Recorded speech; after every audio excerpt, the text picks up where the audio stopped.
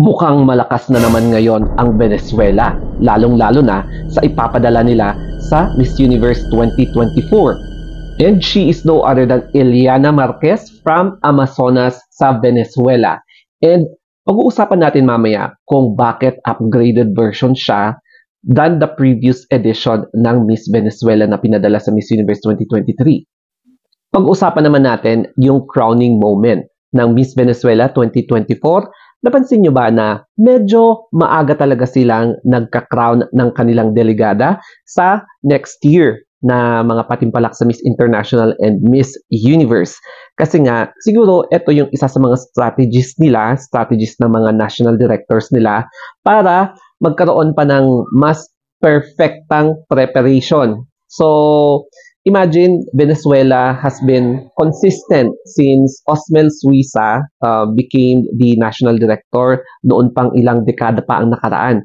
So, yung strategy niya talaga ay isa sa mga napaka-successful kaya nakapag-produce siya ng mga title holders from Venezuela sa Miss World, Miss International, Miss Universe, at ngayon naman, Miss Earth. O, di ba? Kahit na nag-iba na yung management sa Miss Earth Venezuela, nagiging successful pa rin sila with 2 crowns.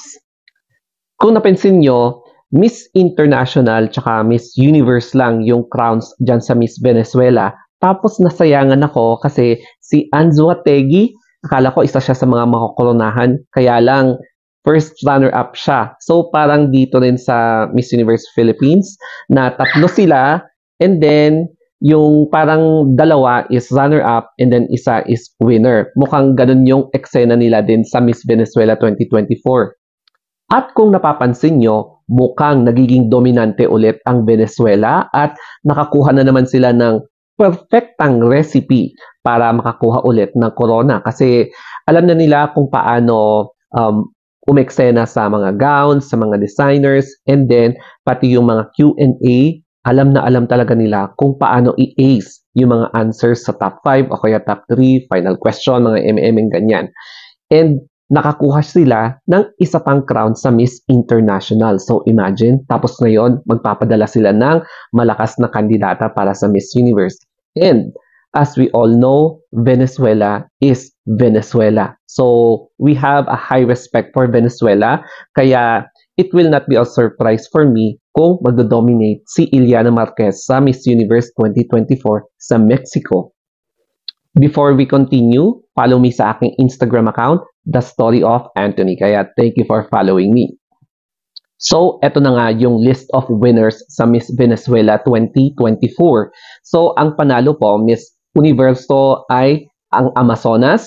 Tapos, ang isa pang title holder na from Guarico, siya po ang mag-represent sa Venezuela sa Miss International. And then first runner-up, si Anzo Ategi. Ayan. Tapos ang second runner-up is from Merida. Ayan. And yung isa pang runner-up ay from Yaracuy. So congratulations sa mga nag-place and of course nag-title for Miss Venezuela. Interesting din ang ipapadala ng Venezuela sa Miss International from Guarico. So, isa po siyang morena na mapapaisip ka na parang same din na kayumanggi katulad ni Angelica Lopez from Palawan na isasabak din ng Binibining Pilipinas sa Miss International 2024. O, di ba? Alam nyo ba na this is also a historic moment for Miss Venezuela 2024 dahil ang nanalong si Eliana Marquez ay isa pong mother na ipapadala ng Miss Venezuela sa Miss Universe 2024. So, ito po ay isang historic moment for Venezuela na isang mother ang isasabak nila. O, di ba? Kasi nga, bago na yung mga rules ng Miss Universe organization allowing mothers to compete, allowing transgender, allowing contestants na may baby na para sumabak sa Miss Universe. And marami ang nagtataka bakit malaki na daw ang anak ni Miss Venezuela. So, ayon sa mga chismis, mukhang niluwal niya ang kanyang baby girl nung late teens pa siya, kaya malaki na siya. Ito ang nakaka-amaze na forte ni Eliana Marquez. Kapansin-pansin mo yung full performance niya throughout Miss Venezuela 2024. So let's start with the swimsuit. May napansin ba kayo sa swimsuit niya? Diba? Ang lakas ng appeal niya. Kasi ang ganda ng execution niya sa kanyang walk. Yung pasarela niya, tapos yung execution ng pose, tapos ang smooth, no? Ang smooth talaga. Wala kang makikita na matigas na part, gano'n, hindi siya nahihirapan. Very comfortable siya sa kanyang katawan, sa pose niya, sa kanyang personality, kaya nag-stand out talaga siya. Napaka-smooth talaga yung pasarela niya. And parang may familiar na pwede kang maalala, no? Parang kay Shanice Palacios, pati yung sa hair niya. Kasi nga, iisa lang sila ng trainer, pasarela trainer. So, kung mapapansin mo si Shanice, laging lumalapit sa kanya si Osmel, di ba? So, yan, tatak Venezuela, yung pose, tsaka yung pasarela nila. Pagdating naman sa gown, 'di ba halos parehas din. Mukhang nagkaroon ng bagong trend setting ang Venezuela sa kanilang pakapa style na gown. Pati sa Miss Earth, napansin ko may mga pakapa-kapa silang effect na gown.